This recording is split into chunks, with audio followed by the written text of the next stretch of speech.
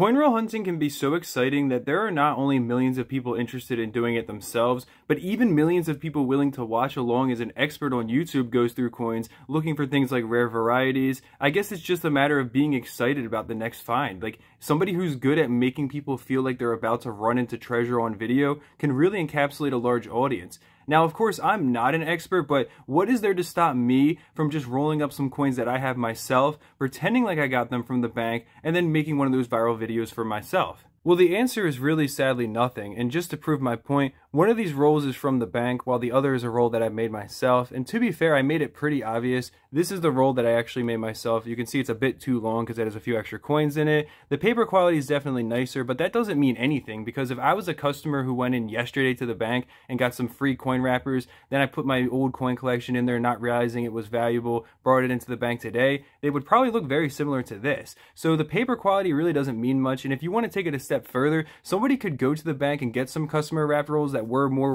worn like these ones, and then go and just take out the old coins and fill them up with their own coin collection in order to pretend like they just got them from the bank. So it would not be that hard for someone to do, and I've already showed you why someone would want to do it. The views. A 2 million view video with this type of content that pays probably twice as high as an average video on YouTube could realistically make you thousands of dollars. And even somebody getting 10,000 views per video, they could be making 30 or 40 bucks every single video they post. And if they're making a couple per week, it might be worth making extra trips to the bank and faking it just because they're actually making a substantial amount of money from their videos. And I want to be very clear, I'm not accusing the big coin channels of doing this. If you watch someone like Quinn's Coins, Rob Finds Treasure, any of those guys, they are very clearly numismatic experts who study the coins for a very long time out of a passion. But beyond that, they also go and often get things like, for example, a penny box that's machine rolled, meaning that they are rolls from the bank that instead of coming from a customer were actually already rolled up by a machine at the bank and therefore could not be faked unless you had a coin rolling machine yourself, which would be pretty difficult to do. You would have to match a specific bank, and that would just be a much more difficult thing to fake,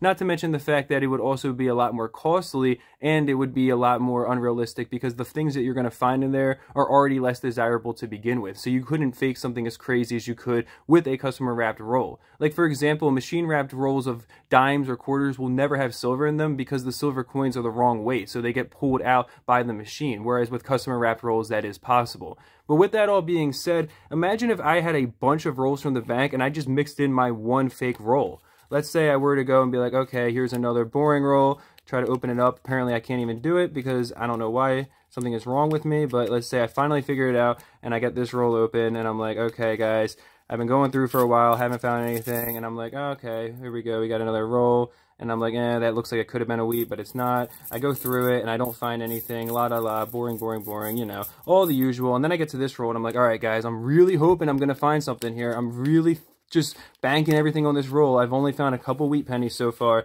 Then I open this thing up and it's like, wow, that roll certainly looks like it has a lot more copper in it than the other rolls. And I start going through and it's like, huh, yeah, look at this. Is that a wheat penny already? Wait, is that a steel wheat penny right next to it? Oh my god, this is amazing, guys. And I start going through the roll, finding all these wheat cents, all this old copper change, and then I keep going through and I even find this. Wow, this is a modern penny, but somehow it ended up in there. Who knows what's going on? But you get my point. It would not be really hard to fake a roll like that, and it wouldn't have even cost me very much to do. I put realistically a few dollars worth of wheat pennies. I put one in there from the 20s to make it look even more spicy, and then if I wanted to go and be like, okay, look at this like awesome roll of wheat pennies, I could make people watch 20 minutes of filler footage, put that at the end and have it in the thumbnail be like, this roll was loaded with wheats, and just completely clickbait you into watching a video that never had real treasure to begin with. So I just want you guys to keep in mind that some people out there are willing to fake that and a lot more for views, and you can't always trust what you're seeing on camera